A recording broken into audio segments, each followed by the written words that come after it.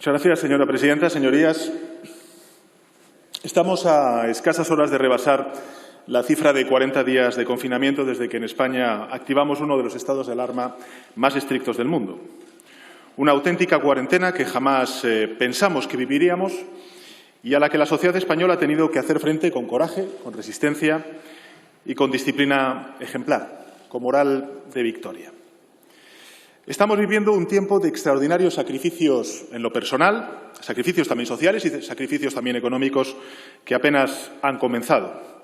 Porque la crisis mundial de salud pública provocada por el COVID-19 no se acabará del todo hasta que la ciencia no encuentre una vacuna. Mientras tanto, todos los gobiernos de todas las instituciones en todos los rincones del planeta debemos seguir trabajando por contener la propagación del virus y a la vez que nos preparamos para adentrarnos en una nueva normalidad. Hace días que en España se observan tendencias positivas que nos indican que estamos doblegando la curva de contagios.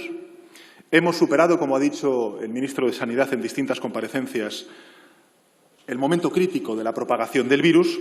Nuestro sistema de salud ha resistido y la cifra de recuperados, que hoy suma más de 82.000 personas, es un motivo de esperanza. Pero, señorías, no podemos bajar la guardia. Aunque nuestro sistema sanitario empiece a descongestionarse, como lo está haciendo, y los materiales y los test estén llegando, como lo están haciendo ya en mayores cantidades, cada vida perdida nos recuerda la solemne obligación de seguir trabajando sin descanso por ofrecer un mañana a todos los españoles y españolas. Esas vidas arrebatadas han llenado de dolor los hogares de miles de familias que nunca olvidarán la brutalidad de esta crisis sanitaria. Yo quiero asegurar de nuevo aquí, ante todos ustedes, en la Cámara de la Soberanía Popular, que la sociedad española tampoco la olvidará ni olvidará a sus muertos. Todos ellos merecen nuestro homenaje y lo tendrán. Todos ellos merecen nuestro recuerdo y lo tendrán, además, con la amplitud y con la solemnidad que merecen. Señorías, comparezco hoy en el Congreso de los Diputados por dos razones, como ha dicho la presidenta del Congreso. En primer lugar, para solicitar la nueva prórroga del estado de alarma que nos permita adentrarnos de forma progresiva y sensata en la siguiente fase, en la fase de desescalada, y para rendir cuentas de la labor que el Gobierno de España está realizando en el marco de la Unión Europea en distintos consejos europeos que se han venido desarrollando durante este inicio de año. Empiezo por el primer punto, objeto del motivo que nos ha traído hasta aquí. Comparezco, por tanto, señorías, para solicitar que todas las fuerzas parlamentarias, o al menos la mayoría de las fuerzas parlamentarias aquí presentes, apoyen el Real Decreto de ampliación del estado de alarma aprobado por el Gobierno de España en el último Consejo de Ministros celebrado en el día de ayer. Es la tercera vez que pido como presidente del Gobierno esta prórroga, pero es la primera vez que puedo hacerlo con un escenario de futuro prudentemente, y subrayo esta palabra, prudentemente optimista. La ciudadanía ha resistido el confinamiento disciplinadamente, cargada de anhelos cada vez mayores y, sin duda alguna, también, reconozcámoslo, de incertidumbre. España entera se ha reinventado en estas semanas, ha aprendido a vivir en la espera, en la ausencia de certezas, en el encierro. Por primera vez desde que esta terrible emergencia empezó, hoy pido la prórroga del estado de alarma vislumbrando cómo podría ser la vida una vez superada la fase aguda de la crisis. Como ya anuncié, señorías, el sábado pasado, y he tratado también a los presidentes y presidentas autonómicos y también a los alcaldes y alcaldesas representadas en la Federación Española de Municipios y Provincias, y sin duda alguna también a los líderes de la mayoría de los partidos políticos, podemos empezar a diseñar el próximo escenario, que es el escenario de la desescalada. Considero imprescindible prorrogar el estado de alarma porque tenemos que ser extremadamente cautelosos en esta fase. En una situación de extrema gravedad como la que vivimos, y lo digo en presente, es obvio que cualquier optimismo debe ir acompañado de la prudencia, de la necesaria e la imprescindible prudencia.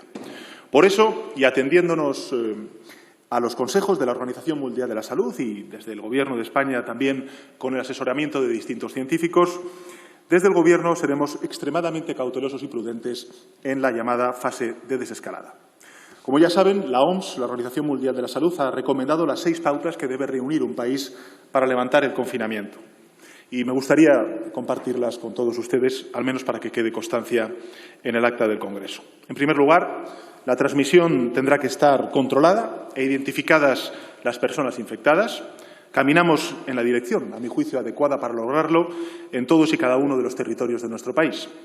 En segundo lugar, el sistema de salud deberá estar en condiciones de detectar mediante test cada caso de infección que aparezca, para que sea aislado de inmediato y para advertir a las personas a quienes pudiera haber contagiado. Señorías, hemos realizado ya 1 millón de test PCR, que son los más verosímiles, y hemos suministrado 2 millones de test rápidos a las comunidades autónomas para desarrollarlos en aquellos lugares donde puede haber un potencial contagio, como pueden ser, por ejemplo, los hospitales y también las residencias de mayores, como todos ustedes saben. En tercer lugar, deberemos tener bajo control total los lugares con mayor riesgo de infección y máxima vulnerabilidad, es decir, establecimientos sanitarios y, de nuevo, residencias de mayores. En cuarto lugar, deberá implantarse un sistema de control de personas procedentes de otras zonas para evitar nuevos contagios importados. Ya lo estamos haciendo y lo vamos a seguir haciendo durante las próximas semanas, no solamente a nivel nacional, sino también a nivel europeo e internacional. En quinto lugar, deberemos establecer, nos dice la OMS, medidas estrictas, preventivas, en centros de trabajo y también en los centros educativos. Y lo vamos alcanzando de la mano de los agentes sociales y también de las comunidades autónomas en muchos de estos ámbitos. Y, en sexto lugar, la población deberá disponer de una información completa y deberemos estar todos y todas comprometidos con las reglas de higiene y de distanciamiento social. Esto creo que lo estamos haciendo permanentemente y el compromiso de todos los ciudadanos está siendo incluso, insisto, ejemplar. España, señorías, seguirá el criterio de la OMS y de los expertos, como hemos hecho desde el inicio de la crisis, y con mucho más motivo en esta fase en la que arriesgamos los logros que hemos conseguido entre todos tan trabajosamente. El confinamiento general no se levantará hasta que estemos de verdad preparados para ello, porque no vamos a correr ningún riesgo que nos traiga de vuelta hasta la dolorosa situación que hemos vivido y que tanto nos ha costado a todos revertir. Esta extensión, señorías, del estado de alarma no será igual que las anteriores. La cobertura jurídica será la misma, el estado de alarma que prevé nuestra Constitución, pero las reglas y el alcance variarán del mismo modo que ha variado la situación. Y, por tanto, a lo largo de las próximas semanas, y teniendo la segunda mitad de mayo el horizonte de desescalada o la fase 2 de lucha contra la epidemia del COVID-19, las reglas y las limitaciones deberán ir variando para ajustarse a esos nuevos escenarios. Progresivamente, señorías, se irá reduciendo el peligro y, de acuerdo con esa reducción, se irá modificando el estado de alarma, las condiciones del estado de alarma, siempre, insisto, con la misma premisa: proteger a la ciudadanía y mantener a salvo nuestro sistema de salud para que la desescalada pueda realizarse de forma gradual y segura. Conviene, por tanto, señorías, que todos asumamos que la desescalada va a ser lenta y gradual, precisamente porque debe ser segura. Cada mejora del sistema de salud, cada comprobación del control de los contagios, nos permitirá de nuevo un avance en la liberación de espacios de movilidad y de actividad social. Debemos evitar, en la medida de nuestras posibilidades, señorías, y con toda la incertidumbre que lógicamente tiene el estar enfrentándonos a un virus aún desconocido por la ciencia en cuanto a su remedio, debemos evitar los pasos en falso. Y por eso, tras cada nuevo avance, nos tenemos que cerciorar de su solidez antes de dar un nuevo paso. Si mantenemos a raya al virus y nuestro sistema de salud mantiene y refuerza el tono, plantearemos un nuevo paso. Y si no es así, nos detendremos. Y si advertimos cualquier riesgo, restableceremos restricciones. Es decir, no habrá, señorías, decisiones definitivas. Habrá avances y habrá retrocesos en función de cuál sea el comportamiento del virus a esas decisiones que vayamos tomando. Señorías, esta extensión del decreto de alarma contempla 2 modificaciones muy importantes que me gustaría compartir con todos ustedes.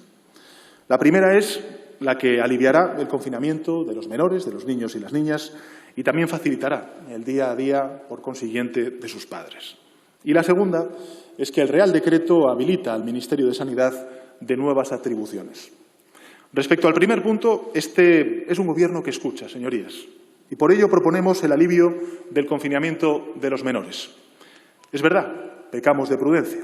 Nuestros hijos y nuestras hijas lo son todo. El comité científico que asesora al Gobierno, así como los expertos en pediatría y en psicología infantil, nos han pedido que lo hagamos con la máxima cautela. Y tras las deliberaciones de las autoridades sanitarias y las de infancia, los menores podrán dar paseos controlados. Desde estas bases, a partir del próximo domingo, día 26 de abril, fecha de inicio de la nueva prórroga, proponemos permitir a los menores de 14 años poder acompañar a un adulto responsable de su cuidado cuando éste realice alguna actividad permitida durante el estado de alarma. Y para los paseos de los menores se aprobará una orden al amparo de la habilitación que el Ministerio de Sanidad tiene conferida por el Real Decreto del estado de alarma, que ya les anuncio, ayer el propio ministro de Sanidad hizo público ante la sociedad española. Señorías, yo soy consciente, el Gobierno es consciente del tremendo esfuerzo que el confinamiento ha supuesto para los pequeños y para los padres y madres, para las familias de nuestro país. Reitero que esta excepción, este pequeño alivio, porque es un pequeño alivio, que supone la posibilidad de salidas infantiles, no altera lo más importante, y es la regla del confinamiento general que continúa en vigor.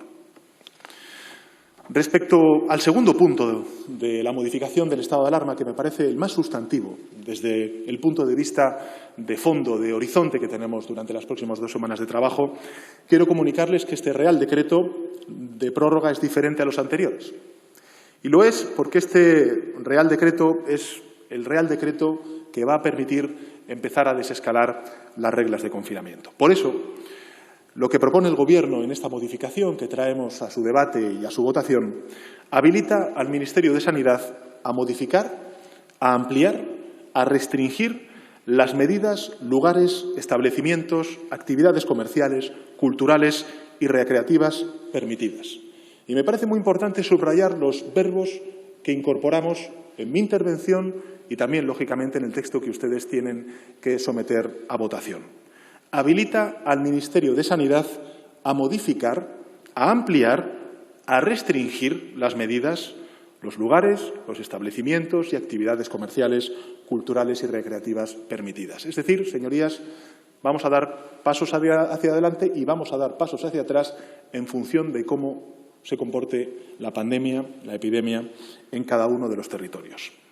Y también, señorías, se habilita al Ministerio de Sanidad a dictar órdenes e instrucciones que determinen el alcance y el ámbito territorial de otras actividades y desplazamientos ya permitidos. Se trata de una herramienta jurídica esencial que nos va a servir para ir avanzando en las distintas etapas que compondrán la transición hacia esa nueva normalidad una vez hayamos vencido al virus. Y en esa transición ya estamos contando con las comunidades autónomas, como lo venimos haciendo también con los agentes sociales, con las que, en este caso, en los gobiernos autonómicos, nos reunimos el pasado lunes precisamente para empezar a construir esta estrategia de desescalada. Estamos, señorías, en la buena dirección para poder acometer este proceso de desescalada cuando toque, con la mejor coordinación entre las distintas administraciones. Me parece muy importante también subrayar, señorías, que los ayuntamientos van a jugar y las provincias un papel decisivo en esta transición hacia esa nueva normalidad. ¿Por qué? Porque las unidades territoriales, señorías, muy probablemente en cuanto a lo que representa la acción de ese desconfinamiento o esa desescalada, serán inferiores a lo que representa administrativamente los gobiernos autonómicos.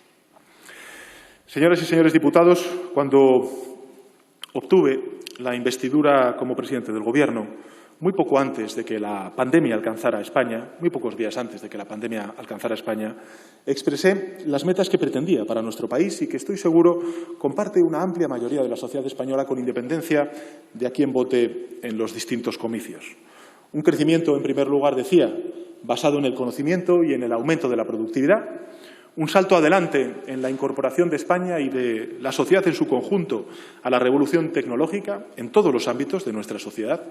En tercer lugar, una transición ecológica hacia modos de producción más sostenibles y que tiene, lógicamente, que preservar el medio ambiente, además de garantizar la justicia en esa transición ecológica. En cuarto lugar, un estado del bienestar fuerte.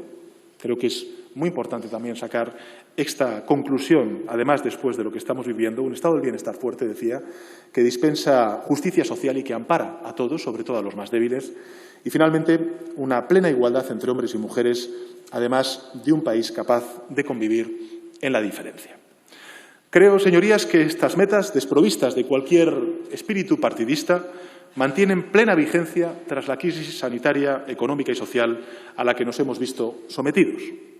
Creo que debe ser motivo de satisfacción, señorías, para todos el haber conseguido sumar a la gran mayoría de las fuerzas políticas en la disposición para conformar unos acuerdos por la reconstrucción social y económica de nuestro país.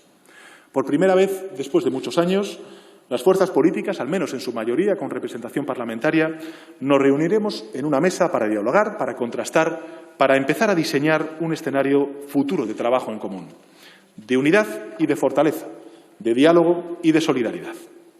Yo creo que es un paso que anhela la inmensa mayoría de los ciudadanos y, además, diré que necesita nuestro país.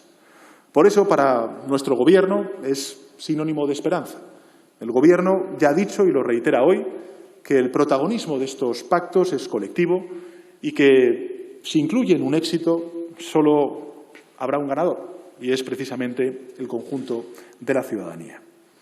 Y quiero, en este sentido, señorías, dar las gracias aquí y ahora a todos los partidos que han dicho sí a esta mesa por la reconstrucción social y económica, a los gobiernos autonómicos que han dicho también sí a ese anhelo de un acuerdo interinstitucional para la reconstrucción social y económica y, sin duda alguna, también a los municipios, a los agentes sociales que han aceptado el reto de ponernos a buscar entre todo lo que nos une y aparcar las diferencias que, lógicamente, nos separan. De hacer efectivo el interés de toda la ciudadanía española por encima de cualquier estrategia partidista que busque el beneficio particular a expensas del resto. Vamos a sentar las bases de un acuerdo a futuro y creo sinceramente que es lo mejor que podemos ofrecerle a nuestro país. Creo que de este diálogo, que va a ser intenso y complejo, pero también completo y profundo, saldrá un futuro alentador. Debe salir un futuro alentador. Condicionará las bases de una nueva forma de gobernar y de una nueva forma de hacer política. Antes he dicho que España entera se estaba reinventando. Ha reinventado su cotidianidad y su forma de organizarse, su manera de subsistir y también de resistir. Así que ha llegado el momento de que la política esté a la altura de la ciudadanía. Ha llegado la hora de unos nuevos modos políticos. Cuando dispongamos, señorías, de la suficiente perspectiva, seguramente comprobaremos que esta emergencia mundial tiene como efecto acelerar cambios que ya se estaban poniendo en marcha desde hace ya años. El cambio hacia nuevas formas de trabajo no presencial, con la difusión del teletrabajo, el cambio hacia formas de producción y consumo compatibles con la respuesta a la emergencia climática, el cambio acelerado hacia la digitalización y la automatización. Ahí estamos viendo, por ejemplo, los efectos y la brecha digital, los efectos que está teniendo sobre la educación y singularmente sobre la educación pública. El cambio hacia formas de gobernanza mundial para hacer frente a amenazas que son también globales, como hemos visto es, por ejemplo, esta pandemia. Pero ha llegado una sacudida mundial que ha acelerado todos estos cambios que veníamos registrando y debatiendo en esta Cámara, en este foro, desde hace tiempo. Y creo que uno de los cambios más importantes que nos aguardan es el cambio en la política hacia formas de diálogo y de cooperación que reemplacen las dialécticas estériles de bloqueo y de confrontación. El pensamiento de que un país plural necesita de un trabajo plural y de una voluntad de unión es una idea que se ha abierto paso en estas semanas, reconozcámoslo, con muchísima fuerza. Esta, señorías, decíamos al principio de la investidura, es la legislatura del diálogo. Debe ser la legislatura del diálogo. Y lo repetí después. Y lo mantengo, señorías. No habrá otra oportunidad mejor ni más apremiante que hacer efectiva esa voluntad unívoca que tiene el conjunto de la sociedad española de diálogo, que en este momento tan crítico, tan trascendental para la historia de España y también de Europa. Creo que es así para todos nosotros y nosotras. Y lo vamos a demostrar en los trabajos para ese acuerdo de reconstrucción social y económica que se desarrollarán en esta misma Cámara. En varias ocasiones he manifestado, señorías, dentro y fuera de esta Cámara, que solicitaba de las fuerzas políticas unidad y lealtad, que pedía exactamente lo mismo que estaba dispuesto a ofrecer. Nadie de buena fe discute la necesidad de unos acuerdos de reconstrucción social y económica para volver a poner en pie a nuestro país, sobre todo viendo cuáles son las perspectivas económicas que se plantean por distintos organismos internacionales. Sí, hay, en cambio, quien duda de la sinceridad de la propuesta por entender que es el Gobierno quien pudiera beneficiarse de estos acuerdos. Pues bien, quiero ofrecer hoy dos garantías frente a esas reservas. En primer lugar, quiero proclamar solemnemente que la culminación de un acuerdo será un éxito de todos quienes arrimen el hombro y contribuyan, en consecuencia, al entendimiento. Unos pactos de reconstrucción no pueden ser patrimonializados por nadie. Segundo, la necesidad de reconstrucción social y económica es un apremio que no se manifiesta solo a nivel nacional, no interpela tan solo a esta Cámara. La devastación económica y social causada por esta crisis se manifestará en todos los espacios de nuestra geografía y de nuestra Administración, que es una de las más descentralizadas del mundo, en particular en una vertiente tan capital como es la de nuestro Sistema Nacional de Salud. Por eso manifiesto mi parecer favorable a la consecución de pactos de reconstrucción en los diferentes escalones de nuestra geografía. Repito, manifiesto mi parecer favorable a la consecución de pactos de reconstrucción en los diferentes escalones de nuestra geografía. Acuerdos de reconstrucción que incorporen ese espíritu de unidad y de trabajo en común en cada comunidad autónoma, en cada ayuntamiento, gobierne quien gobierne. Por tanto, sí a los acuerdos de reconstrucción, con todas sus consecuencias, sin reservas, en cada lugar, en cada administración, gobierne quien gobierne, sin más exclusión que la de quienes se autoexcluyan y decidan quedar al margen de la recuperación social y económica de nuestro país. Señorías, para fructificar el espacio de trabajo para los acuerdos, deberá ceñirse a los asuntos que pueden concitar un acuerdo y dejar de lado aquellos otros que susciten controversia. En primer lugar, yo creo que es evidente que tenemos que hablar de nuestro Sistema Nacional de Salud. Debemos reconstruirlo, debemos reforzarlo, porque no solo es la defensa que nos protege a todos como individuos, sino que es lo que nos defiende como comunidad frente a agresiones y amenazas como las que estamos sufriendo. En segundo lugar, es esencial revitalizar el pulso de nuestra economía. Hay que acordar las acciones financieras, fiscales, administrativas precisas para reconstruir y relanzar el tejido empresarial devastado por esta pandemia, para devolver la pujanza y el dinamismo a todos los sectores afectados, centrándonos en las pequeñas y medianas empresas, en la economía social, en el trabajo autónomo, que por su tamaño sufren una debilidad mucho más perentoria. Hay que poner en marcha de nuevo toda la economía social de nuestro país y atender con más primor sectores que han sido muy golpeados, como puede ser la industria, el turismo, la hostelería o la cultura. En tercer lugar, es esencial tomar medidas de protección social para que absolutamente nadie se vea abandonado o desprotegido en una crisis, en un trance como este, ni cuando la crisis social y económica tome el relevo a la crisis sanitaria. Y, por último, es esencial que en esta nueva forma de hacer política tengamos como prioridad estar en consonancia con los acuerdos europeos, que lo que ofrecemos y exigimos dentro podamos ofrecerlo y exigirlo fuera. Los pactos en España serán los pactos en Europa, señorías. La unión y la solidaridad, la capacidad de trabajo en común, la posibilidad real de sostener la libertad y la democracia, de no dejar a nadie atrás, en definitiva. Esa es la nueva política que nos espera, esa es la nueva política a la que apela el Gobierno, ese es el futuro por el que vamos a trabajar y luchar juntas y juntos, en España y en Europa. Y en este punto paso a informarles de los resultados de los distintos consejos europeos extraordinarios de los días 20 y 21 de febrero y del Consejo Europeo Ordinario celebrado por videoconferencia el pasado 26 de marzo. Sobre el Consejo Europeo del 20 y el 21 de febrero.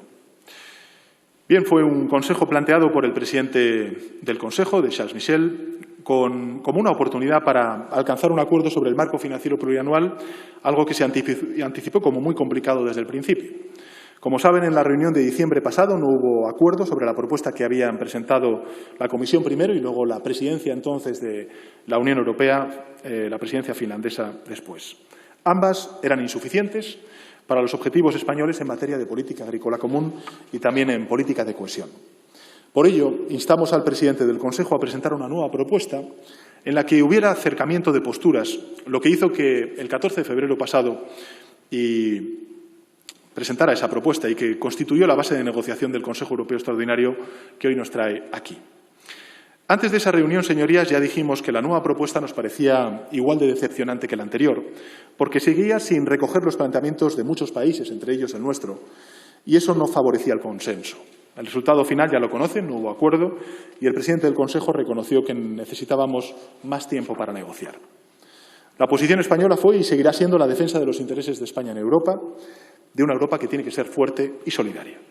Contamos con el respaldo de un gran número de socios, articulados bajo el paraguas del Grupo de Países para una Europa más ambiciosa. Señorías, Apenas han pasado 8 semanas de esa reunión. 8 semanas. Y hoy, cuando les he contado esto, estoy convencido de que han pensado que ha ocurrido hace años. El mundo en el que vivíamos ha cambiado de golpe. Sin embargo, lo que el Gobierno de España defendió esos días ha cobrado todavía más sentido. Nuestros planteamientos de entonces se han demostrado hoy imprescindibles si queremos asegurar la reconstrucción y la recuperación económica y social de nuestro país y también de la Unión Europea en su conjunto para afrontar con éxito las consecuencias de la pandemia. Permítame, pues, entrar en detalle con aquello que estaba y sigue estando en juego en la última propuesta y cuyo contenido resulta decepcionante aún hoy para el Gobierno de España por 3 motivos específicos. El primero, porque el volumen total del marco financiero plurianual, es decir, el volumen de los presupuestos para los próximos 7 años de la Unión Europea, resultaba y resulta insuficiente. Si abogamos por unos presupuestos ambiciosos, capaces de responder a los desafíos del futuro de la Unión Europea y asumiendo además el coste de la salida del Reino Unido, pues es evidente que tenemos que aspirar a mucho más, a muchos más recursos. Estamos hablando, entre otras cuestiones, por ejemplo, del nuevo Pacto Verde Europeo, de la descarbonización de las actividades productivas, de la justicia de esa transición ecológica, de la política migratoria, de la política de transición digital, de las políticas de vecindad, de las políticas agrícolas comunes, o común, mejor dicho, y la política de cohesión, y además otro largo etcétera. Para que se hagan una idea, la propuesta inicial definía un tamaño del presupuesto comunitario del 1,074% de la renta nacional bruta del conjunto de la Unión, solo 4 centésimas más que la propuesta finlandesa del pasado mes de diciembre, suponían una práctica congelación, en definitiva, del presupuesto europeo y, en consecuencia, resultaba inaceptable. El Gobierno de España, evidentemente, se opuso, como todos ustedes saben. Tenemos que recordar, además, en este punto, que la propuesta inicial de la Comisión Europea fue del 1,114% de la renta nacional bruta y la del Parlamento Europeo era una propuesta incluso superior, del 1,3%. Un presupuesto ambicioso es hoy, creo, y podríamos estar todos de acuerdo, señorías, una condición indispensable. Sin él no podremos responder a los enormes retos que tenemos ante nosotros, los que teníamos y los que tenemos después de la pandemia. Tras la crisis del COVID-19 necesitamos un presupuesto europeo que sea cualitativa y cuantitativamente diferente de todos los que nos han precedido hasta ahora. España, señorías, tengan ustedes la convicción, la certeza, está siendo uno de los países que más está luchando para que esto se haga realidad y seguiremos haciéndolo en el Consejo Europeo que hay convocado para el día de mañana. Hay una idea, mejor dicho, que tenemos que empezar a asumir en todos los ámbitos y también en este, y es que lo anterior a la crisis no sirve como patrón de medida. Tenemos que inventar una nueva normalidad y, en consecuencia, tenemos que hacerlo con ambición. Y la ambición tiene que ir acompañada, lógicamente, de recursos presupuestarios. El segundo motivo de la decepción que les manifestaba antes tiene que ver con los enormes recortes en 2 políticas tradicionales y que, además, una de ellas se ha demostrado imprescindible después del brote de esta pandemia. Uno es la política agrícola común y otro es las políticas de cohesión que constituyen el eje vertebrador de la Unión Europea. En este punto, desde el Gobierno de España hemos defendido con firmeza la necesidad de romper con la engañosa disyuntiva que pretende contraponer las supuestas viejas políticas europeas comunes a políticas que no tienen sentido, políticas negativas incluso para la construcción europea, y asociar las políticas buenas a las políticas nuevas. Nada más lejos de la realidad, señorías. Me han escuchado decirlo desde esta tribuna cuando hemos tenido ocasión también de hablar sobre las perspectivas financieras en épocas ya pasadas. Debemos mantener ambas prioridades. Las políticas de cohesión y, sobre todo, la política agrícola común son las que están más cerca de la ciudadanía y las que fortalecen algo muy importante que está puesto en cuestión ahora también como consecuencia de la crisis, que es el mercado interior y su correcto funcionamiento. Con respecto a la política de cohesión, decirles que no existirá ni convergencia real entre regiones, ni igualdad de condiciones, ni un cambio real de modelo como el que reclama, por ejemplo, el Acuerdo Verde Europeo, sin una política de cohesión fuerte. Y no podíamos, por tanto, aceptar una propuesta que implicaba una asignación de fondos para nuestro país muy por debajo de la propuesta inicial de la Comisión Europea, que, recordemos, alcanzaba los 34.000 millones de euros. Todavía quedan 22 regiones europeas que, tras 9 años, no han recuperado su nivel de PIB per cápita previo a la crisis de 2008, y todas se concentran en el sur de Europa, incluyendo 12 regiones en Grecia, 5 en España y 4 en Italia. El nuevo marco financiero no puede ignorar que nuestras regiones se empobrecieron como consecuencia de la crisis económica y financiera de 2008, empeorando en términos de PIB per cápita y de desempleo en comparación con la mayor parte de regiones europeas. 11, señorías, 11 de nuestras comunidades autónomas se reclasificarían a la baja en el próximo marco financiero plurianual si siguiéramos la línea propuesta por la presidencia finlandesa. 14 de nuestras regiones estarían ahora en transición o se considerarían regiones menos desarrolladas. Sería, en consecuencia, un error estratégico, no solamente para España, sino también para Europa, permitir una disminución de las políticas destinadas a compensar las diferencias en desarrollo, especialmente en las regiones periféricas y que menos se benefician de una posición geográfica central en el acceso al mercado interior. El Gobierno estuvo dispuesto en febrero a que las propuestas en cohesión abandonaran a aquellos que más sufrieron la crisis de 2008. La nueva realidad tras la crisis del COVID-19 añadirá y agravará impactos económicos y sociales ante los que la política de cohesión tendrá que dar respuesta para no dejar a nadie atrás. Y respecto a la política agrícola común, decirles que, como saben ustedes, el próximo marco financiero plurianual suponía una oportunidad sin precedentes y supone una oportunidad sin precedentes para que el sector agrario contribuya positivamente a la transición hacia una economía climáticamente neutra en 2050. Esto es lo que ha defendido el Gobierno de España. Sin embargo, la propuesta que ustedes conocen, la propuesta de febrero, establecía recortes de hasta 53.000 millones de euros en la PAC, con una reducción del 10,8% para nuestro país. Algo sencillamente inasumible. Mientras requerimos a agricultores y ganaderos nuevos esfuerzos de adaptación a esa transición ecológica. Trabajadores del campo que nos piden acompañamiento en la modernización que están haciendo y que afrontan a la vez que sufren las consecuencias de la despoblación, que es otro de los retos de nuestro país y del continente europeo. Por ello, dejamos clara nuestra negativa al recorte previsto y nuestra exigencia de mantener una dotación para la PAC como mínimo de la misma cantidad en términos corrientes a la vigente en el actual marco financiero plurianual, incluidos los pagos directos tan importantes para nuestros agricultores. En la nueva propuesta se incluyó en este apartado el Fondo de Transición Justa para la Neutralidad Climática en 2050, modelo con el que nuestro país y el Gobierno de España, señorías, lo saben ustedes, está totalmente comprometido. Y desde el Gobierno lanzamos 2 advertencias al resto de miembros del Consejo Europeo. La primera es que los criterios de reparto no deberían premiar a los que no han hecho los deberes, entre otras cuestiones porque nosotros los hicimos hace ya unos meses. Y la segunda, que debe existir una equiparación de reglas entre el Fondo Europeo de Desarrollo Regional y el Fondo de Transición Justa.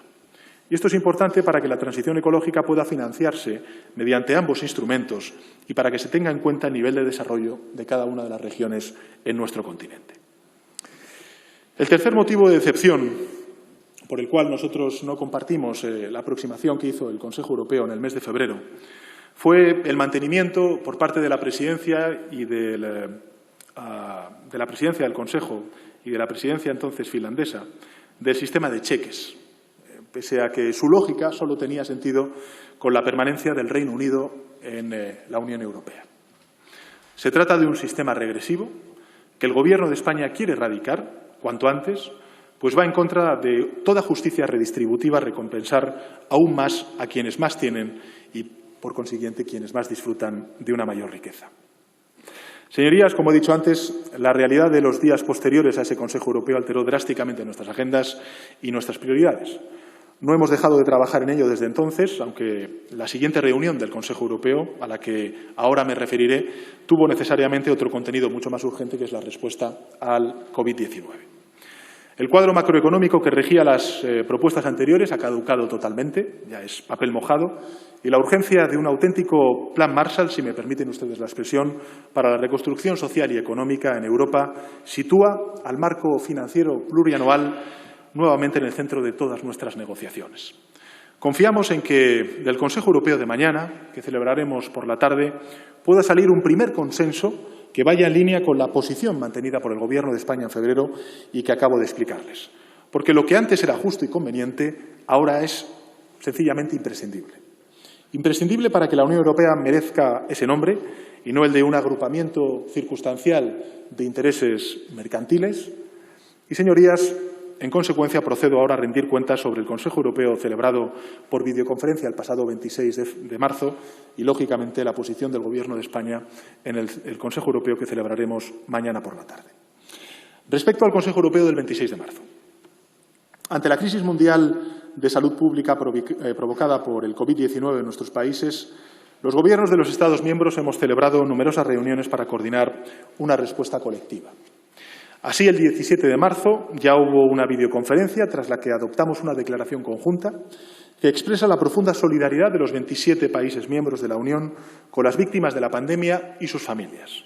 Un texto que plasmaba objetivos en 4 grandes áreas que me gustaría recordarles. La primera, la contención de la pandemia. La segunda, una mejor distribución de los recursos sanitarios a través de algunas compras centralizadas a nivel europeo. En tercer lugar, el apoyo a la investigación para encontrar cuanto antes una vacuna. Y, finalmente, los preparativos para la recuperación social y económica. Con respecto al primer punto, es decir, con respecto a la adopción de medidas para contener la propagación del virus, a fecha del 26 de marzo, todos los Estados miembros habíamos adoptado ya distintas medidas frente a la pandemia. El Gobierno de España, en particular, había puesto en marcha, recuérdenlo ustedes, desde hacía 2 semanas las medidas más estrictas, junto a Italia, de todo el continente. El Consejo Europeo refrendó que todos esos esfuerzos nacionales, incluidos los nuestros, cumplían con los criterios del Centro Europeo para la Prevención y el Control de Enfermedades y con las recomendaciones del panel constitutivo o consultivo de la Comisión sobre el COVID-19. Además, la presidencia croata, que es la que ahora mismo dirige, digamos, los designios de la Unión, activó el dispositivo de la Unión de Respuesta Política Integrada a la Crisis para llevar a cabo un seguimiento coordinado de la evolución de la situación. En el pasado Consejo Europeo tratamos 2 importantes puntos relativos a la movilidad de las personas, que ustedes conocen. El control de las fronteras exteriores, con la aplicación de una restricción temporal por 30 días, ahora prorrogada, de los viajes no esenciales a la Unión Europea. En segundo lugar, una gestión fluida en las fronteras interiores, ahí donde hubiera, digamos, controles para asegurar que estos no afectan a los movimientos esenciales, sobre todo a los trabajadores transfronterizos de mercancías esenciales. A nuestro país, lógicamente, le afecta esa relación con Francia y con Portugal. Y, además, las medidas adoptadas de contención del virus están teniendo un impacto en el sector agrario en varios países, incluido el nuestro. La cadena agroalimentaria europea ha demostrado su resistencia y su capacidad para garantizar la regularidad del suministro de alimentos a los ciudadanos europeos en calidad y en cantidad, pese a todas las restricciones establecidas por los Estados miembros para enfrentar el brote del COVID-19. Pero, sin embargo, el cierre de sectores del sector de hoteles, de restaurantes, de catering, afectará severamente al sector agroalimentario, especialmente a un gran número de agricultores cuyos productos no tendrán salida en el mercado a corto plazo. Por ello, el Gobierno está demandando, señorías, con insistencia a las autoridades comunitarias que todos los instrumentos de la política agrícola común sean desplegados de manera urgente para hacer frente a las perturbaciones de los mercados, ayudando así a los agricultores a mantener el potencial productivo que proporciona alimentos a Europa. Y, por último, compartimos la necesidad de contrarrestar firmemente los bulos y la desinformación mediante una comunicación transparente y responsable. La Comisión Europea y el alto representante estarán plenamente implicados en esta cuestión y darán cuenta al Consejo de los esfuerzos conjuntos. Con respecto al aprovisionamiento de material médico, que era la segunda de las cuestiones que tratamos en ese Consejo del mes de marzo, es importante recordar, señorías, que nos movíamos entonces y todavía hoy en un contexto de compra difícil y un mercado altamente agresivo.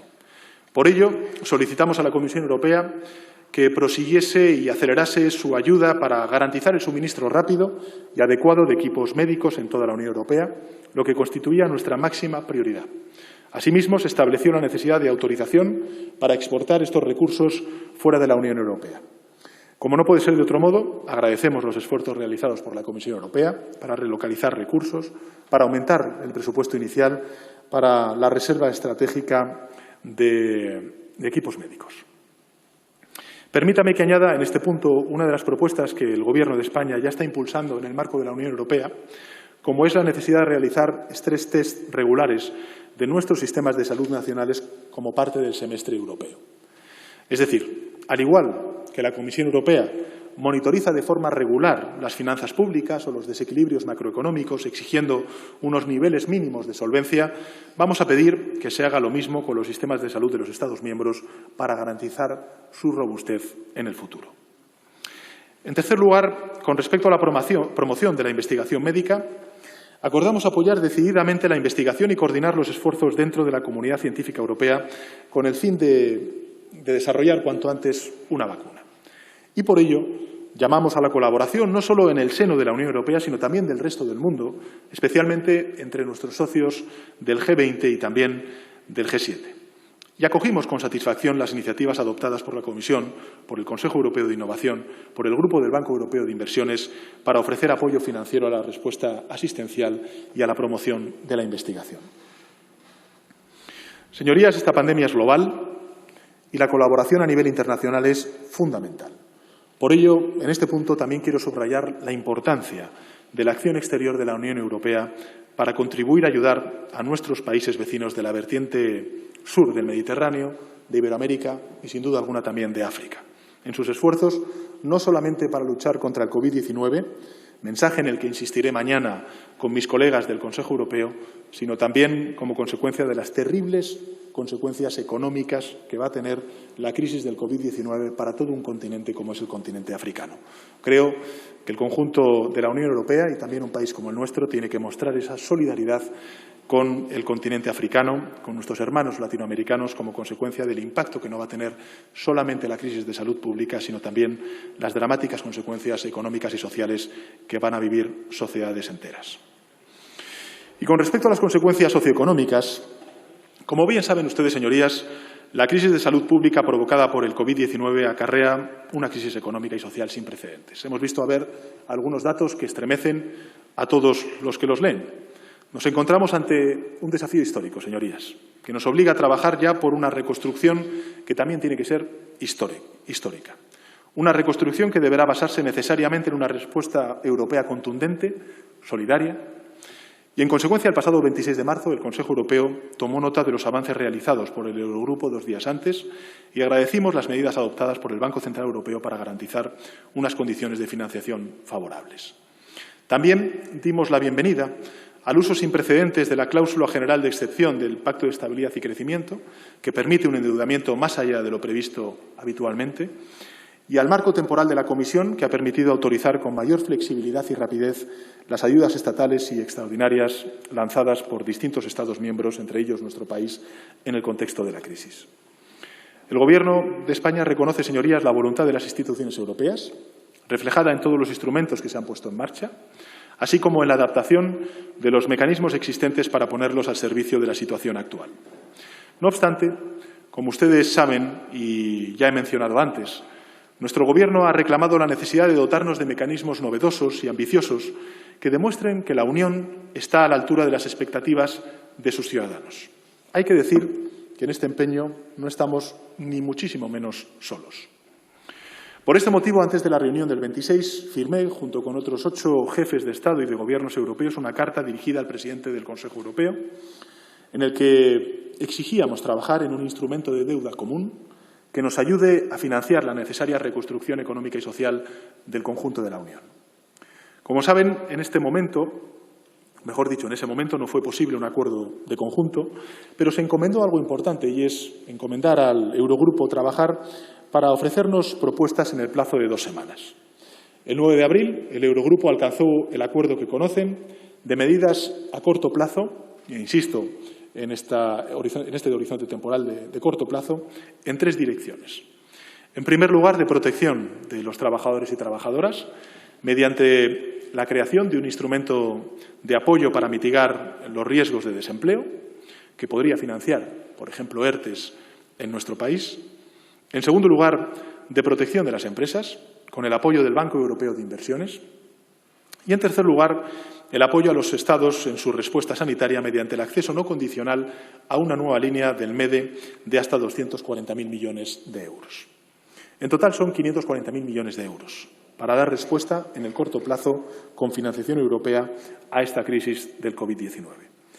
Y lo que a mi juicio es aún más importante de lo que se acordó por parte de los ministros de Finanzas ese 9 de abril es esbozar la necesidad de un plan de reconstrucción, un plan de recuperación en el medio y en el largo plazo para nuestro continente.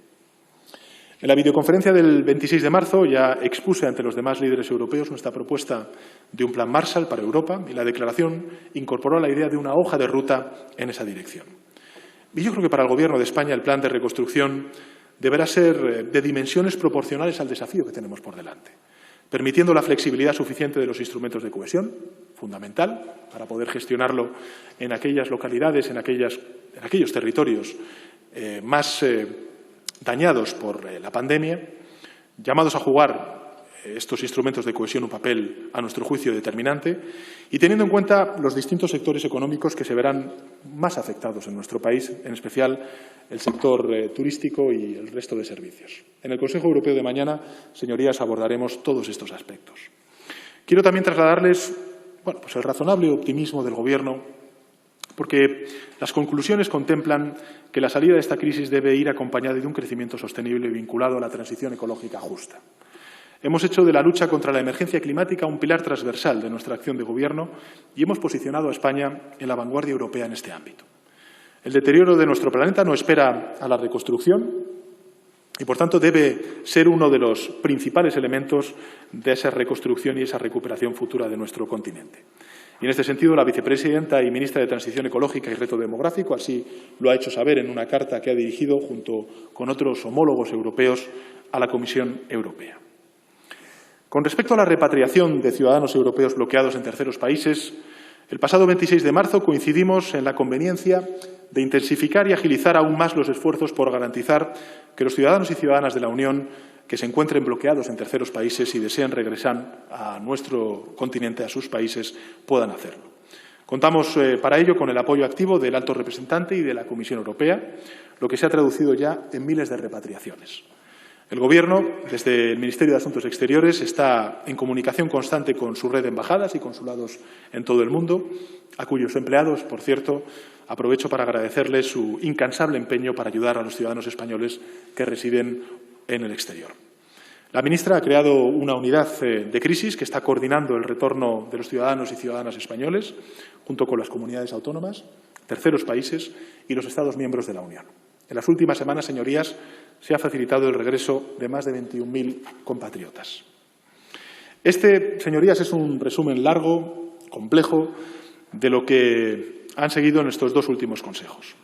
Pero, como ustedes bien saben, mañana mismo afrontamos una nueva reunión cuya trascendencia no se le escapa a nadie.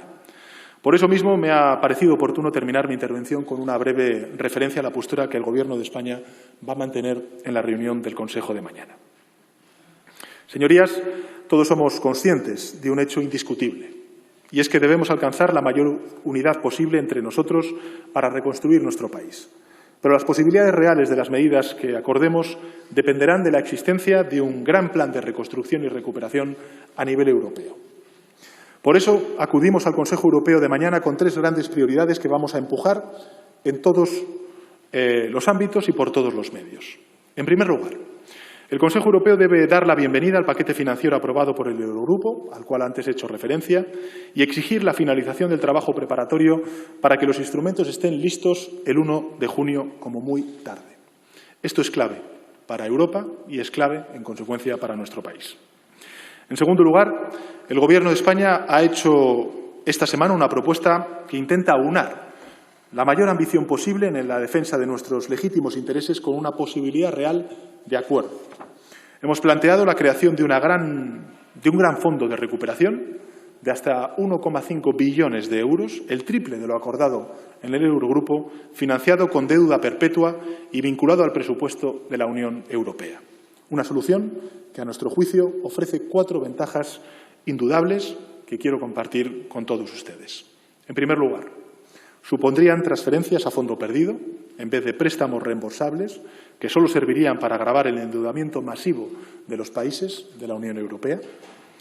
En segundo lugar, estas transferencias directas irían destinadas a financiar un programa de recuperación y reconstrucción que permita relanzar rápidamente las economías europeas, invirtiendo en áreas clave como la transición ecológica, como la transición digital, la mejora de la autonomía industrial y tecnológica de la Unión Europea y también en los sectores más afectados, como es el del transporte o el del turismo. En tercer lugar, la distribución de los fondos entre los Estados miembros se realizaría atendiendo al impacto humano, social y económico de la pandemia del COVID-19. Es decir, el grueso de los recursos deben ir a aquellos países más afectados. Y la financiación, a través de deuda perpetua, significaría que solo se pagarían los intereses, garantizados conjuntamente por la potencia del presupuesto europeo, mediante la creación de verdaderos impuestos comunitarios, como es, por ejemplo, el impuesto al CO2 en frontera o un impuesto a las transacciones financieras, entre otros. La tercera prioridad en el Consejo Europeo para el Gobierno de España, señorías, es lograr un acuerdo sobre el próximo marco financiero plurianual, el presupuesto comunitario para los próximos 7 años. En estos momentos críticos, Europa necesita un presupuesto cuanto antes, creo que en esto podemos estar todos de acuerdo, que mantenga la dotación de las políticas agrícolas y de cohesión, al tiempo que refuerza las asignaciones a otros sectores que se han revelado clave en esta crisis, como es, por ejemplo, la digitalización, la transición ecológica o, por qué no decirlo también, la investigación, la ciencia, la migración o el fortalecimiento de nuestros sistemas de salud. Se trata, en definitiva, de una propuesta pragmática, efectiva e imprescindible. Una propuesta, además, asumible por nuestros socios más reticentes, si me permiten la expresión, ya que no requeriría modificaciones legales que pudieran conducir a trámites parlamentarios o jurídicos en el ámbito nacional, que son muy importantes para determinados socios más reticentes. Un instrumento, en definitiva, a la altura de la gravedad de la situación, pero que demostraría la intención real de la Unión de actuar con verdadero alcance.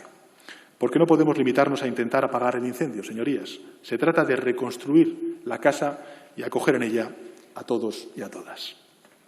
Señorías, concluyo mi intervención. Y quisiera hacerlo precisamente insistiendo en esta idea.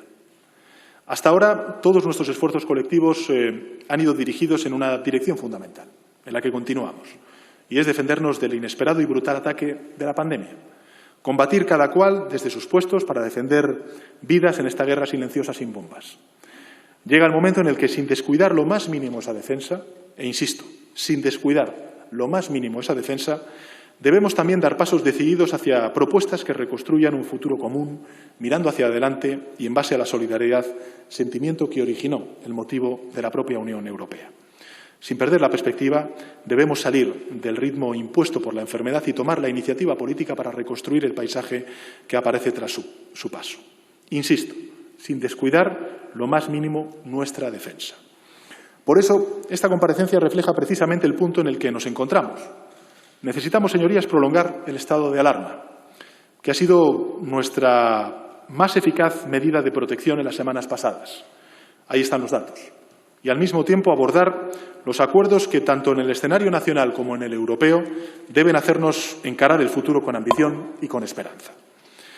Señorías, hemos perdido mucho en estos días terribles. Por encima de todo, hemos perdido la vida de compatriotas, familiares y amigos a quienes hemos visto marchar en soledad y de cuya ausencia nunca vamos a recuperar o que su ausencia no vamos a recuperar.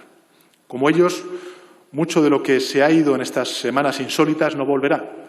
Y con ese peso tendremos que afrontar la reconstrucción de nuestras vidas y también de nuestro país.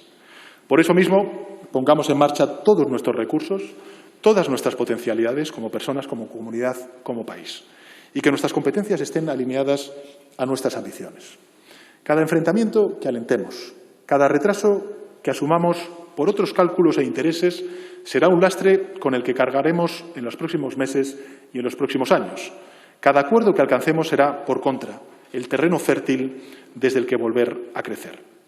Yo, señorías, tengo confianza. Confianza en nuestras instituciones autonómicas y municipales. Confianza en nuestros agentes sociales. Confianza en las instituciones europeas, en su voluntad de mantener la unión pese a las diferencias y las dificultades.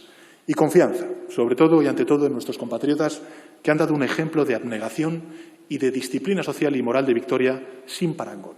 Confianza en sus capacidades, en su inteligencia y, como decía antes, en su espíritu de victoria.